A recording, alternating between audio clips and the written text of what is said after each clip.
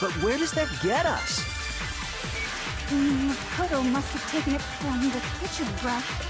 He did it in secret. No, that's wrong!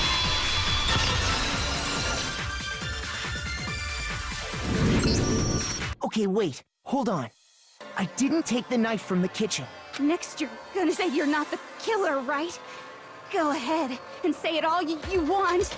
Well, what if I have a witness? What do you think, Hina? Huh? Remember what you were telling me earlier?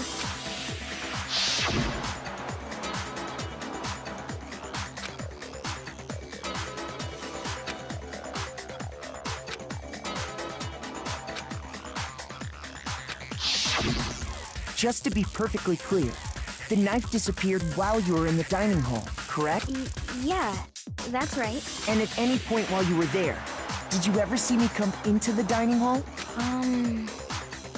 No, I don't think so. You don't think so? No, he definitely wasn't there. The knife disappeared while Hina was in the dining hall. But I wasn't there the entire time. In other words, there's no way I could have taken the knife. Okay, then what about this? What if the idiot swimmer girl and Makoto are in on it together, and lying to protect each other? Idiot swimmer girl? Oh, and more importantly, why would I get involved in something like that? Speaking of which, I'd like to ask the bear, if there is an accomplice, do they also become blackened? So you ask, and so I shall answer. Each murder is allowed to have an accomplice, but only the one who does the killing will get to graduate. So in other words, two people can work together, but one of them has no chance of profiting from it. Then there's no way anyone would work together, right? But what if they did work together, and they just didn't know about the rule? Good grief! Enough already! No, okay? There are no accomplices in this case! Oops! Did I say that out loud?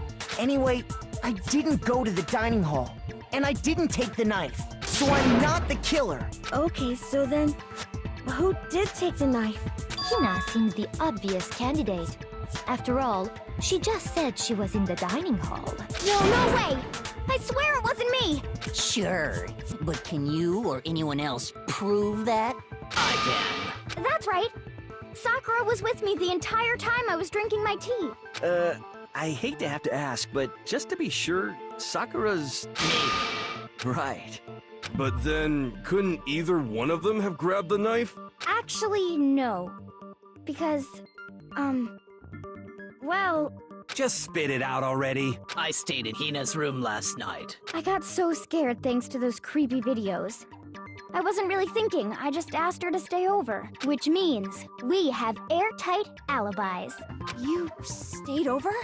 Doesn't that violate one of the school regulations? We're not allowed to sleep anywhere but the dorms, but it doesn't say we have to stay in our assigned room, so I don't think that's a problem. It is a problem! A boy and a girl spending the night together? It's unwholesome! But I'm a girl. You are? Oh my gosh, I'm so sorry! But if it wasn't either of you, then what other possibility is there? Actually, there is one other possibility. Right, Hina? Oh yeah, that's true! One other person did come to the dining hall while we were there. Why didn't you say so in the first place? Well, because they're not here anymore. Sayaka. She's the one who came to the dining hall. And then later, she wound up dead.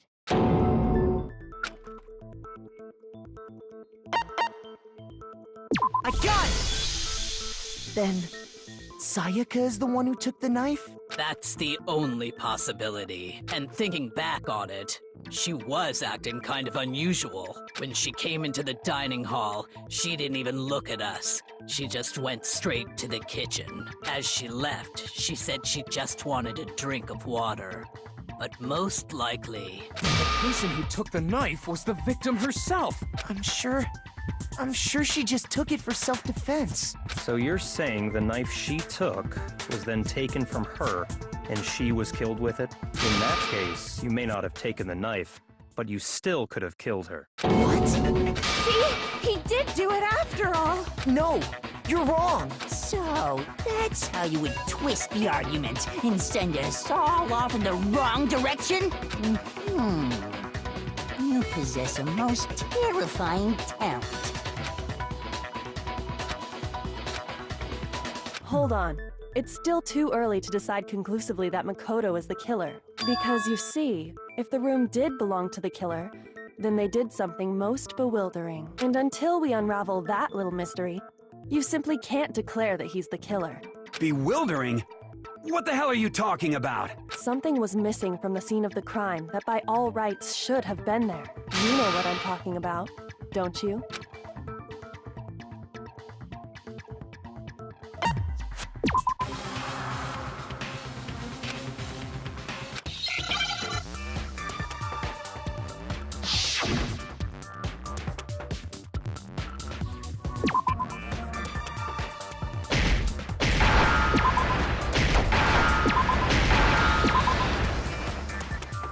Now I understand. That's right. There wasn't a single hair on the floor. So, the culprit removed some evidence? Yes. And if I were the culprit, why would I need to get rid of all the hair in my own room? It wouldn't be unusual at all to find my hair at the crime scene if the crime scene is in my room. The reason all the hair was gone was to remove any trace that Sayaka had ever been there. That makes sense, does it not? No. If that were the case, they would have had to do something about the body itself, not just her hair. Ha ha ha! Yes, very true, very true. Okay, then why wasn't there any hair on the ground? The killer got rid of it all, of course, to remove any trace that they had ever been there. Wait, then that means... Precisely. It's simply beyond reason to believe that the room's owner and the killer are one and the same. Then, Makoto isn't the culprit? Are you sure we can decide something so important based solely on the absence of some hair? No. There are other reasons that prove why Makoto couldn't have done it. I would like to hear these reasons. Do you remember anything remarkable about the bathroom at the scene? Sayaka was attacked in the main room first, then fled into the bathroom, right? Yeah, then they ran after her, got into the bathroom, and stabbed her. And how did the killer get into the bathroom? Did they have... What do you mean? It's fairly certain that the killer had some trouble getting into the bathroom. There was clear evidence left behind. Do you remember, Makoto?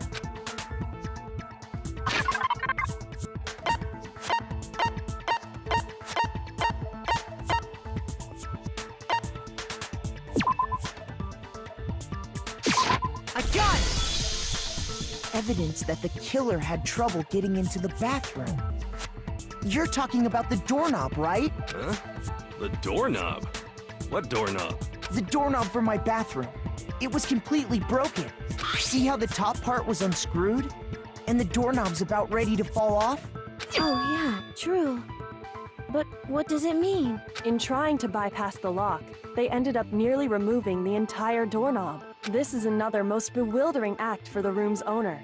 It proves Makoto is beyond suspicion. So what? You're saying he wouldn't break the door in his own room? But if the only choice you have is to break it, you break it. There's nothing bewildering about it. You still don't see? Okay then, let's take another look at how the incident unfolded. Hopefully that will help you understand.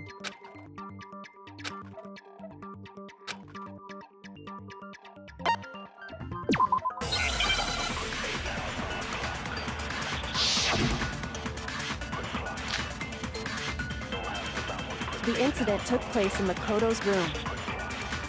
Sayaka was first attacked in the main room. She then fled into the bathroom. Then the killer ran after her. And they got into the bathroom.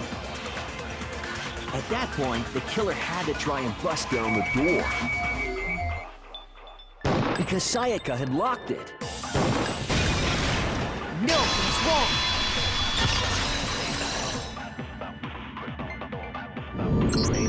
The reason my bathroom didn't open wasn't because it was locked. After all, the girls' rooms are the only ones with walking bathrooms, right? Yes, now that you mention it, that is true. Then why didn't your bathroom door open? Because it was stuck. Huh? What are you talking about? My bathroom door doesn't fit in the frame quite right. Monokuma over there can testify to that. Yup, true as true can be.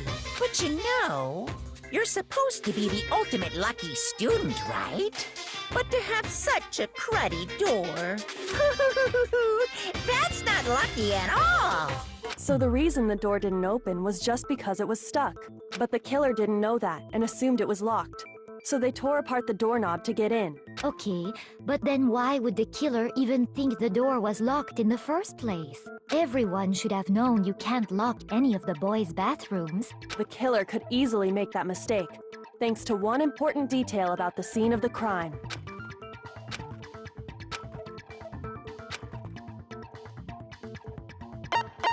I got it! The killer must not have realized that it was my room. What? Are you saying the culprit didn't even know where he was? That's inconceivable. And yet, he's absolutely right. Say what? Well, to be more specific, what the killer didn't know was that Makoto and Sayaka had switched rooms, which is what led to the misunderstanding about the bathroom. If Sayaka had been in her own room, then there would have been a lock on the door, and they would have had to break through. So they had no idea how unnecessary their actions were. ultimately, we can't know if it came open by force or simply by accident. But the killer must have been considerably confused, with no idea how they actually got the door opened. Regardless, it was a pointless act. Wasting time trying to break down a door that wasn't locked is... definitely something I wouldn't do, since I would have known exactly why it wasn't opening, right? That is a definite possibility. So the killer would have to be someone who didn't know they'd switched rooms? Then Makoto couldn't have done it.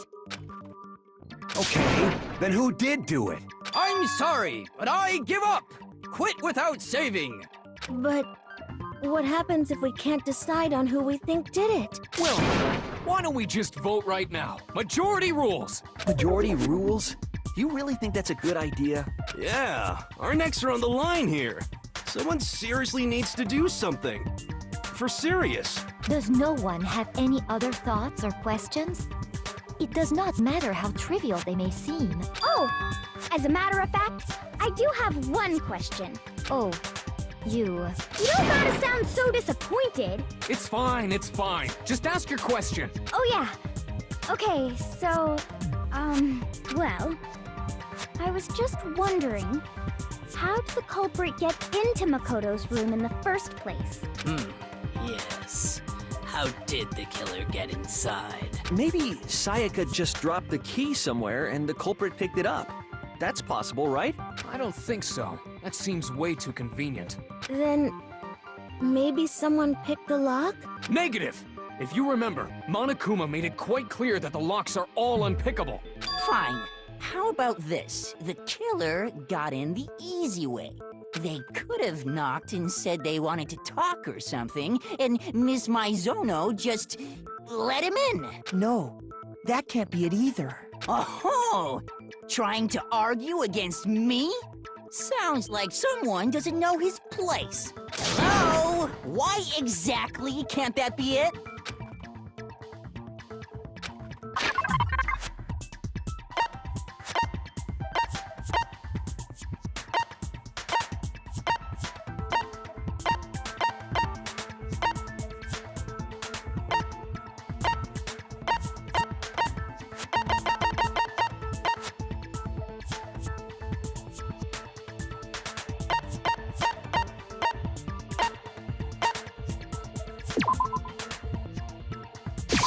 I got it! Because Sayaka was already scared, remember? That's why she asked me to switch rooms in the first place.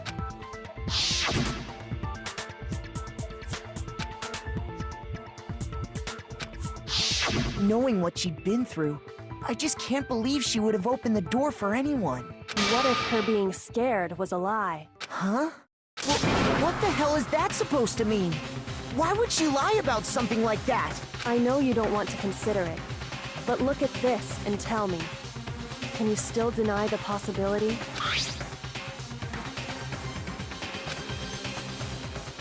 I found a notepad during my search, and I shaded in the top sheet with a pencil, and these are the words that appeared. Oh man! I've totally seen people do that on detective shows. When you write, it can leave an imprint. Sketch over the next sheet of paper, and you can see the words. When I saw that, I was like, holy crap! I better make sure I rip the paper out before I use it from now on. It's a pretty old-fashioned technique, but even the classics can be surprisingly useful sometimes. Oh, and I should also mention, I found the notepad on the desk in Makoto's room. Huh? Which means only someone who had been in Makoto's room before the incident could have written it. Then either it was Makoto who lived there, or Sayaka who switched rooms for a single night. So, Makoto, did you write this? No, I didn't. But of course you didn't, because the note also bears a perfectly legible signature. Sayaka's signature. But why? Why would she write that? The note was likely her way of getting in touch with a certain someone. She must have slid it under their door to let them know she wanted to meet with them in secret.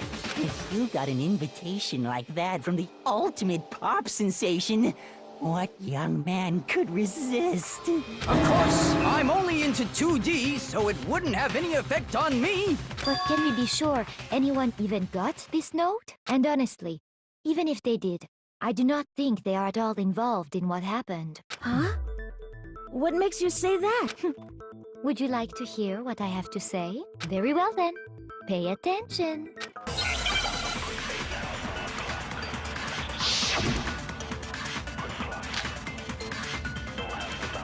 Sayaka and Makoto switched rooms, correct?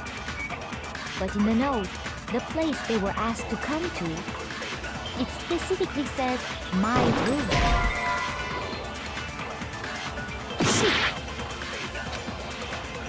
Sayaka and Makoto in the note. It specifically says, I see. So if someone read, then they would have gone to Sayaka. Exactly. The room. No, it's wrong.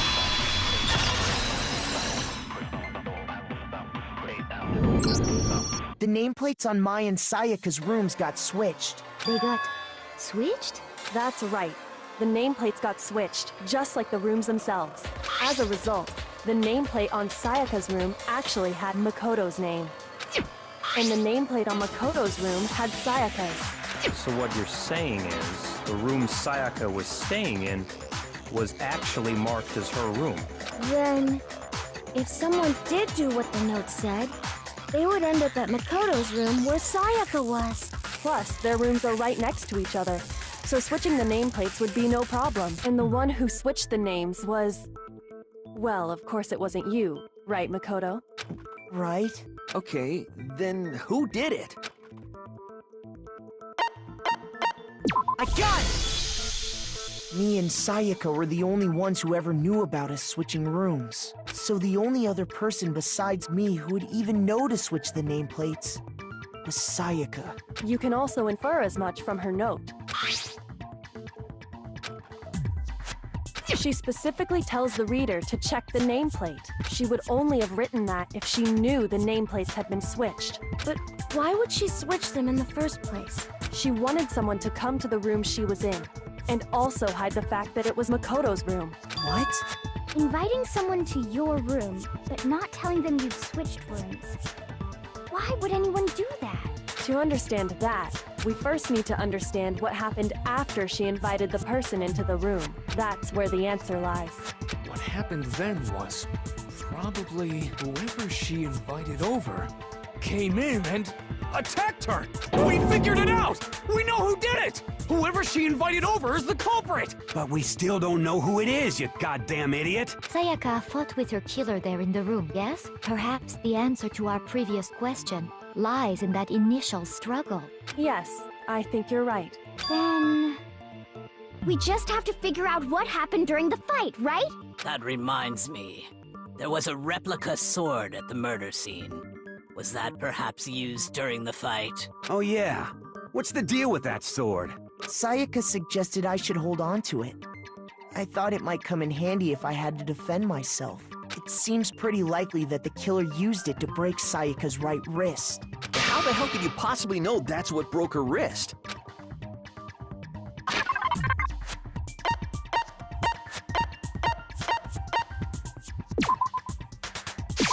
I got it! All you have to do is take a good look at her broken wrist, and it should become pretty clear. Right there where her wrist is all swollen. There's something glittery there. See? Is that gold? It sure is. Specifically, the gold coating from the replica sword. You barely have to touch that stuff, and it'll stick right to you. And there's some on her wrist because... I got it! Because she got hit with the sword, right there on her wrist! I see. And so the truth draws ever closer.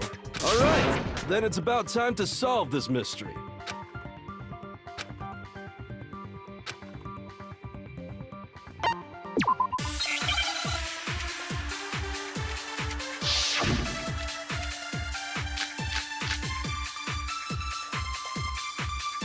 When the fighting broke out, the culprit grabbed the sword, and that's when the first blow was dealt. A sword-based sneak attack! No, that's wrong!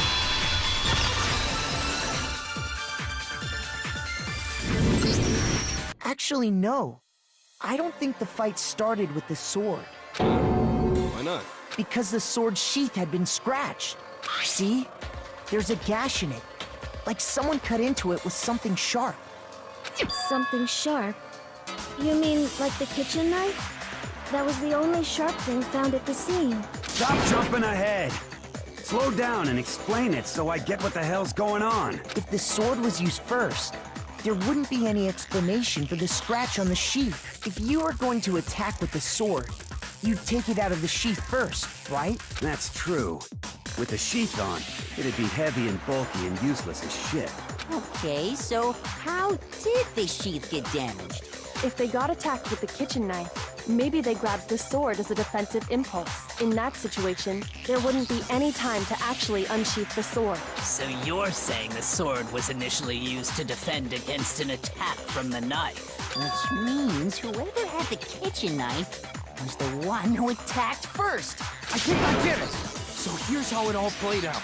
The culprit came in, found the kitchen knife hidden there somewhere. Then they took the knife and attacked Sayaka before she knew what was happening. So she grabbed the sword to defend herself. But then the culprit took that from her too. Then, after they broke her wrist with the sword, they took the knife and finished it. Sorry, but I don't think Sayaka used the sword to defend herself. What? How the hell can you not think that? Because she never held the sword at all. There's a certain part of her body that makes this clear. Shoot!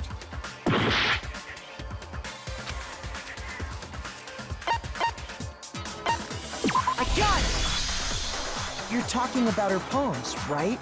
The palms of her hands were perfectly clean, so I don't think she ever picked up the sword. How can you know that just by looking at her palms? Like I said before, the gold coating on that sword comes right off. All you have to do is touch it.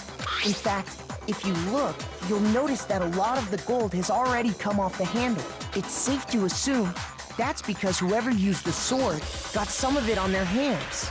There's really no way she could have picked it up and come away completely clean. Maybe she washed her hands after she escaped into the bathroom.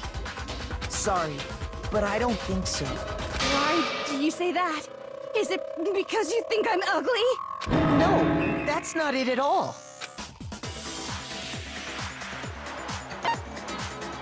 I got it! According to the Monokuma file, Sayaka's time of death was around 1:30 a.m. In other words, at nighttime. And the water in the bathroom shuts off at nighttime, right? Oh, I didn't know that. Actually, I haven't taken a shower here yet. Oh my. You're no different. You smell like a big fat ugly donkey. I'm not sure whether to take that as an insult or a compliment. An insult, obviously. So anyway, if Sayaka never touched the sword, then that means the killer is the only one who used the sword. But hold on.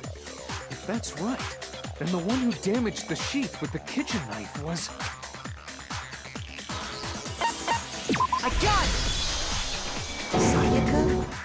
She had the kitchen knife? But we already said that the attack started with... The person with the knife attacked first, and the sword was used as an impromptu defense. And the one who attacked first was... Sayaka? Now do you understand? She wasn't a blameless victim in this. No, far from it. It's almost as if she'd been planning to commit a murder of her own. She took the knife from the kitchen, then invited the culprit to the room she was staying in. And if it's true that she had the kitchen knife and attacked without provocation... Indeed. These are all the actions of an assailant. Which brings up another point.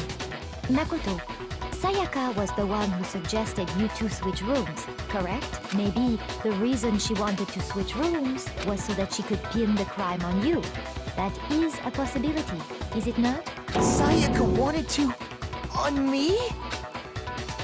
That would also explain why she would switch the nameplates. She wanted to get whoever she had targeted to come to Makoto's room, where she was staying. And by committing the murder there, instead of her room, that would implicate Makoto. But for that to work, the target had to be lured out, while still keeping the room swap a secret. If the target knew she had switched rooms, they would have become suspicious right away. So all that's why she switched the names? But doesn't that plan seem a little risky? For one thing, even if her plan worked, Mr. Naegi would just tell everyone they'd switched rooms. I don't know. I'm not sure our soft-hearted Makoto is capable of that kind of cutthroat behavior. I'm sure Sayaka realized the same thing, which is why out of all of us, she asked him to switch rooms. Plus, she was the ultimate pop sensation. A totally forgettable kid. Or a national superstar. Who are you more likely to believe? Wait, then you're saying she had this all planned out? Holy shit! But in the end, her plan backfired. She launched her attack with the knife, then found herself under attack in turn. That must be when her wrist got broken, and she was forced to drop the knife. The tables were suddenly turned on her, and she died at the hands of the one she'd planned to murder. Just hold on! That can't be true! Because... Hey! You guys have totally derailed the argument. You're being super boring right now. Come on, hurry up and decide who did it. Wouldn't it be awful if I had to punish you all just because you ran out of time? Oh yeah, we gotta decide who we think did it.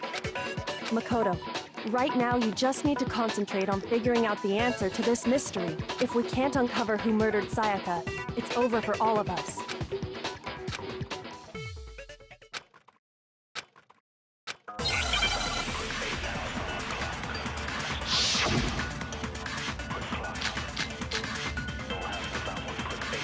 It's easy just to say, hey, decide who did it.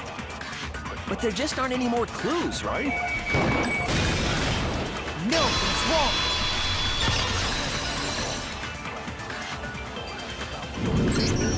There still might be one clue left. Sayaka's dying message. Dining? Wait, what did you say? The dying message. She wrote something on the wall behind her, remember? 11037. Written in her own blood. Well, before we get too far into that, I need to ask, can we really be sure that Sayaka is the one who wrote it? I got it! Her left index finger had blood on it. That could only be because she used that finger to write the message. I see. She broke her right wrist during the fight, so she'd have to use her left hand to write. Sure. I think we can all agree Sayaka wrote it. What the heck do those numbers mean? 11037? Hey, Chihiro. You're a computer nerd or whatever, right? You should know all about numbers and shit. No, that's not... Yes, I'm a programmer, but I don't see any kind of meaning in these numbers. Of course. It's because they're not numbers. Oh! Yeah, it looks like... Huh? What? No, it's just... look at the numbers, assuming they're not numbers. Don't these first two, 1-1, look less like two numbers and more like one letter? Ah, you're right. The connecting line is barely there, so I assumed it was 1-1, but... Looking at it now, you could also read it as an N. Whoa, You might have finally just said something worth a shit. Our little gray cells are really getting excited now. But even if that really is an N037, doesn't make any more sense than before. Rotate the image 180 degrees. Oh my god. Now I see. She wrote down the killer's name. Huh? You just shot past the clue part and right onto who did it. So, whose name did she write?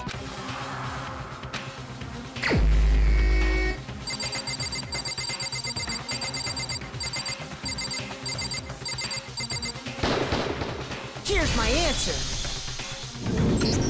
The key to solving this mystery was simply to rotate the writing 180 degrees. If you turn the message around, it becomes the letters L-E-O-N. L-E-O-N. Or more accurately, Leon. What the hell are you talking about? It's just a coincidence. It's just a bunch of random squiggles that happen to look like my name. No, it's not random at all. She wrote that message on the wall behind her as she was leaning up against it. In that position, she couldn't move to write normally, and had to write upside down, as it were. And as a result, when you look at it standing in front of her, it ends up getting flipped. Try it for yourself if you want. Write something sitting like her, and the letters will be inverted. That sounds like one hell of a stretch to me. I'm the killer? You can't just go and say shit like that. If you're not the killer, then why did you try to destroy the evidence? Huh? You know what I'm talking about, right, Makoto? The evidence Leon tried to get rid of?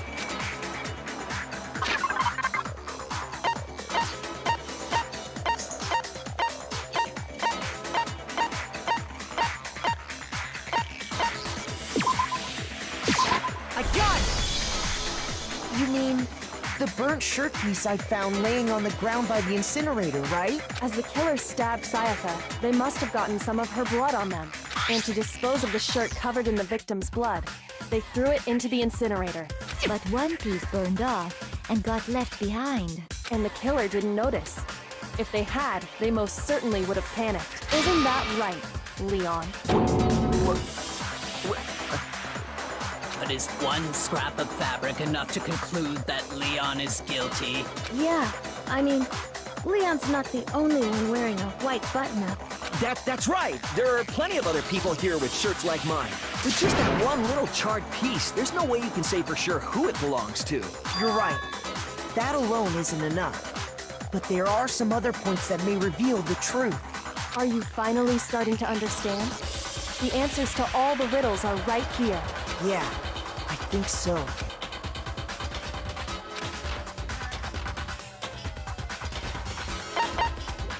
I got it!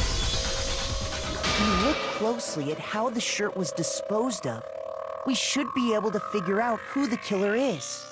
Oh yeah, that's a good point. I think I know what you're gonna say. You can't reach the incinerator without opening the gate in front of the trash room, right? And obviously, you wouldn't be able to hit the switch to turn it on either. You'd need the key to get in. And the one with the key was the person on cleaning duty. So the killer had to be whoever was in charge of taking care of the trash, right? Interesting.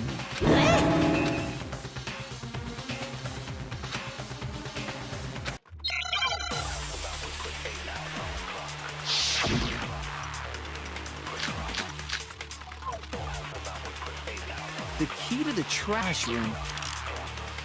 Whoever was on cleaning duty must have had it, right? So the only one who could get to the incinerator was the person in charge of the trash? And you'd have to get close to the incinerator in order to No, that's wrong!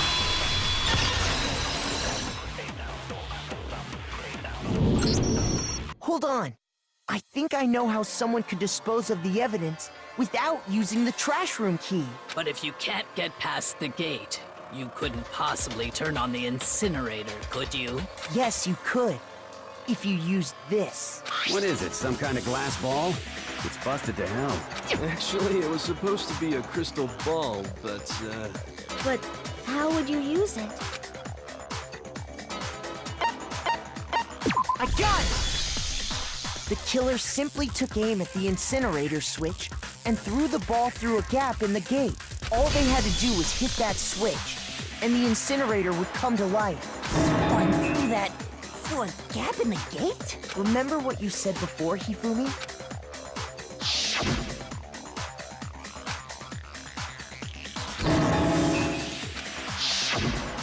Hifumi had the key, so the only way the incinerator could have been turned on without his knowledge was because the killer was able to hit the switch without opening the gate. Once they got the incinerator going, all they had to do was ball up the shirt and toss it in. Hey, come on!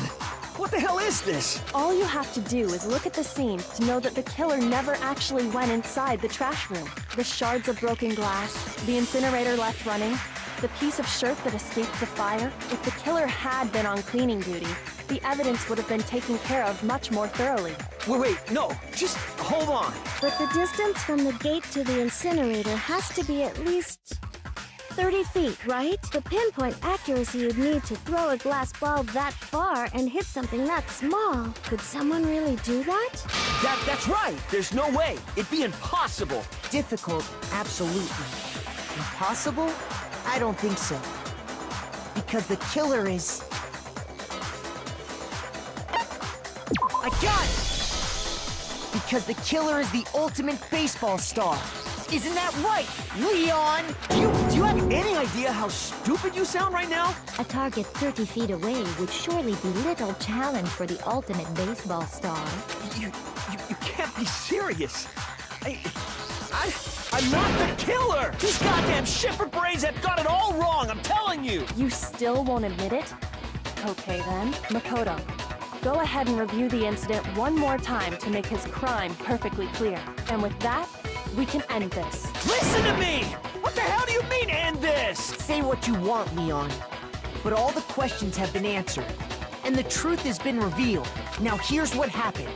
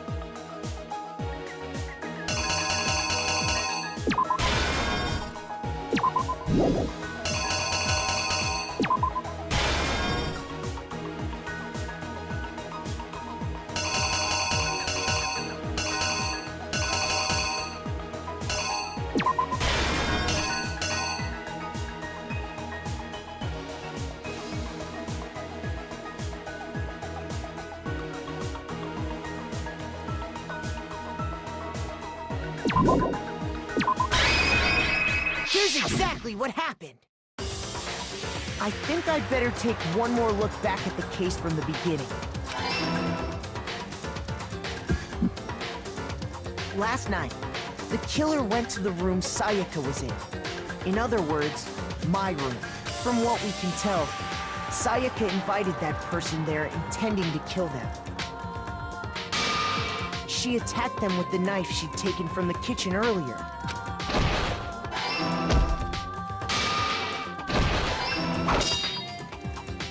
But then something happened that she wasn't prepared for. They grabbed the fake sword I put in my room and fought back. During the struggle, a strike from the sword broke Sayaka's right wrist. And that's when she lost her grip on the kitchen knife. Finding herself cornered, Sayaka panicked and ran into the bathroom. The killer went after her, but couldn't get the bathroom door open. What they didn't know was that my bathroom door got stuck easily, and there was a trick to opening it. Sayaka knew about that because I told her, but of course the killer had no way of knowing. So instead, the killer forced the door open, took the kitchen knife, and stabbed Sayaka.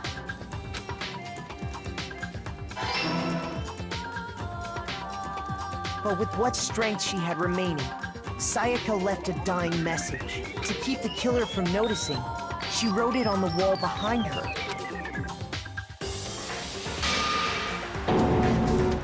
And with that, all her strength was gone. With Sayaka dead, the killer quickly began destroying the evidence. First, they took off their shirt, which was covered in their victim's blood. Then they took the lint roller in my room and cleaned up the entire area. They wanted to make sure they got rid of any trace they'd ever been there. Afterwards, the killer headed to the trash room to destroy their bloody shirt. They tried to burn the shirt using the incinerator there. But the trash room was blocked off by an especially sturdy gate. So they came up with a plan to use Hiro's crystal ball, which he'd left in the laundry room. The killer managed to throw the ball through the gap in the gate and hit the incinerator switch. For any normal person, that'd be an impossible throw. But the killer had the confidence to take a shot, and that's because the killer was the ultimate baseball star. The crystal ball, thrown with absolute precision, hit the switch on the incinerator, which then quickly roared to life.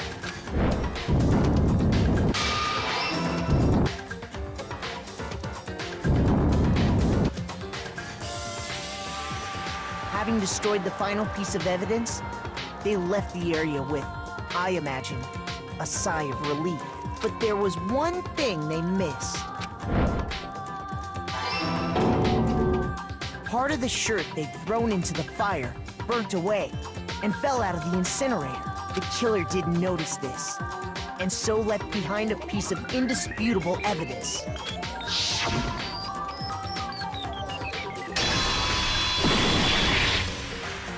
Isn't that right, Leon? It would appear that Hiro simply forgot his crystal ball in the laundry room. You went there to try and wash the blood out of your shirt.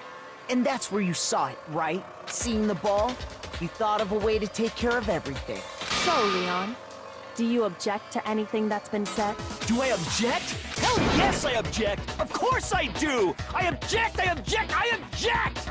I mean, all of this is just a bunch of stupid theories. You need evidence. Where's the evidence? Without evidence, it's all bullshit. It's bullshit and I refuse to acknowledge it. Well then, I guess this is as good a time as any to present the evidence that proves you did it. Makoto, I believe you're in possession of that evidence. When the killer broke the bathroom doorknob, they didn't use anything from your room to do it. So what did the killer use? I refuse to acknowledge you! You're stupid! Stupid, stupid, stupid! Stupid, stupid, stupid, stupid, stupid, stupid, stupid!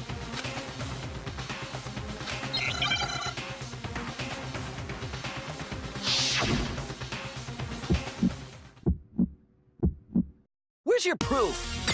You kidding me? Not a chance! It wasn't me! Stupid! You lie! Shut up! Where's your proof? You kidding me? Not a chance! You lie! Where's your proof? You kidding me? Not a chance! It wasn't me! Stupid! You lie! Shut up! Where's your proof? You kidding me? Not a chance! Where's your proof? This should prove it.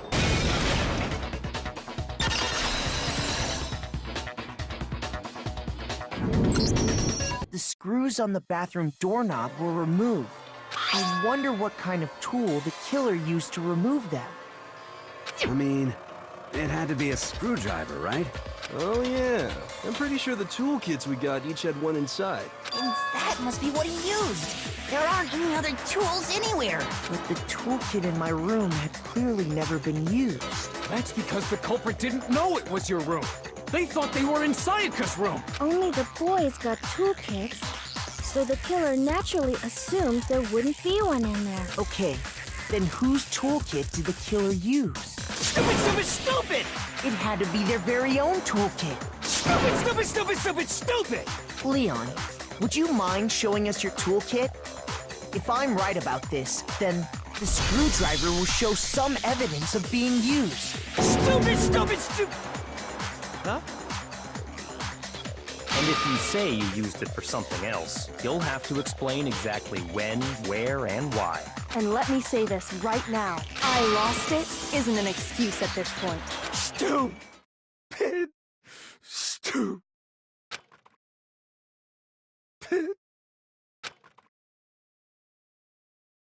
So, you have no rebuttal? Then it would seem we are finished here.